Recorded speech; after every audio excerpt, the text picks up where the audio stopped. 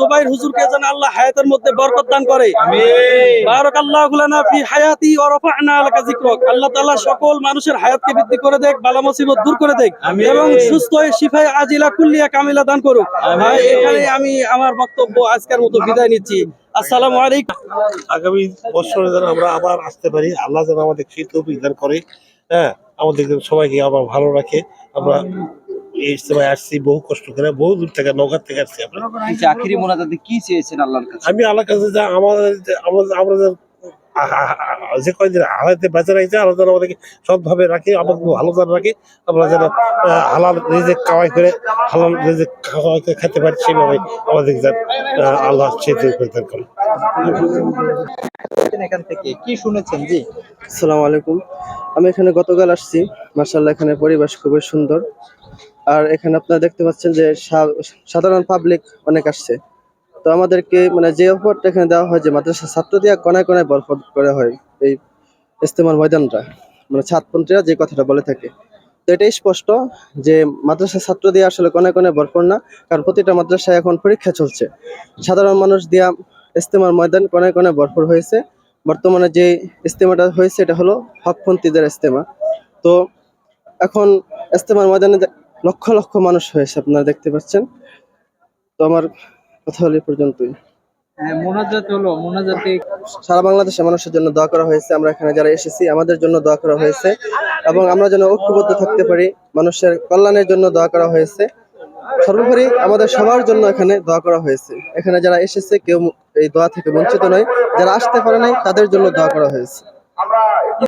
ইস্তেমা মূলত আসি আল্লাহ এবং আল্লাহ রসুলকে রাজি খুশি করার জন্য, যাতে আমরা এখানে সাধারণ পাবলিক যারা আসে মূলত ওরা তো মাদ্রাসায় পড়াশোনা করে নাই, দিন সম্পর্কে অজ্ঞ, যাতে করে এখানে আসা তারা দিন সম্পর্কে কিছু ধারণা পায়, সেজন্য আর কি এখানে মূলত আসা।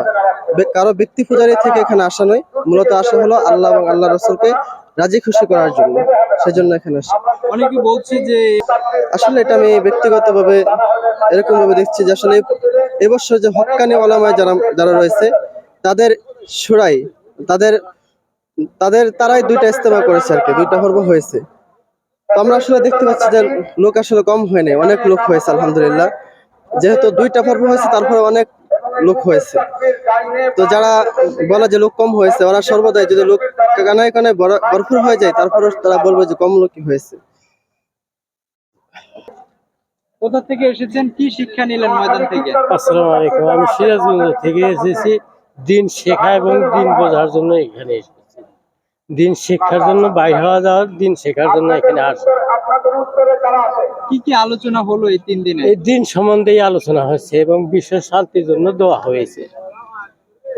এবারে ইস্তেমার সার্বিক পরিস্থিতি কেমন দেখলেন? সার্বিক পরিস্থিতি আলেমদের মতে এই 2 পর্ব অনুষ্ঠিত হয়েছে, এখানে ভরপুর কামিয়াব হয়েছে বলে আমরা দেখতেছি। আচ্ছা, প্রতি বছর দেখি ইস্তেমার সময় এই ইস্তেমা ময়দান সহ আশপাশে এরা আমরা বাইরের লোকজন আসে বা এখানে শরিক হয়, পথযাত্রী এসে এই দোয়ায় শরিক হয়, এটাকে আমরা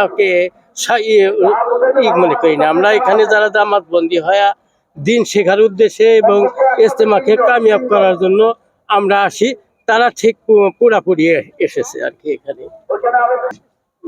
এখানে আসছি এগিয়ে নিয়ে যেতে হবে। তা আলহামদুলিল্লাহ মোটামুটি আমাদের ইস্তেমা এবার স্বয়ং সম্পূর্ণ হয়েছে আলহামদুলিল্লাহ, কোনো বিশৃঙ্খল ছাড়া। এই যে দেখছেন কত দর্শক বলতেছে, এই জন্য আমরা আল্লাহর কাছে শুকরিয়া করছি আলহামদুলিল্লাহ। আমরা আরো সামনে ভবিষ্যতে এরকম ভাবে এরকম দিন চাই, ইসলামের প্রচার চাই, মানুষ যেন আল্লাহমুখী হয়, রসুলমুখী হয় এবং দিনের পথে আমরা যেন আমাদের জীবনটাকে সঁপিয়ে দিতে পারি। এই জন্য আমরা এখানে লক্ষ কোটি মানুষ বিভিন্ন রাষ্ট্র থেকে, বিভিন্ন দেশ থেকে, জেলা থেকে আমরা সমাগম করেছি। আলহামদুলিল্লাহ আমরা অত্যন্ত খুশি, আলহামদুলিল্লাহ, আল্লাহর প্রতি শুকরিয়া। এজন্য হাজারো লোক আসছে, দেখতে পাচ্ছেন, কেউ কোনো বাধাভেদ নাই, কোনো মানে কোটিপতি হতে নয়, ধনী হতে নয়, টাকা নিতে নয়, একমাত্র আল্লাহ এবং আল্লাহ রসুলকে ভালোবেসে মহব্বত করে আমরা আল্লাহর প্রতি আমাদের জীবনটাকে চালানোর জন্য এই পদে আমরা সবাই আসছি ইস্তেমায়।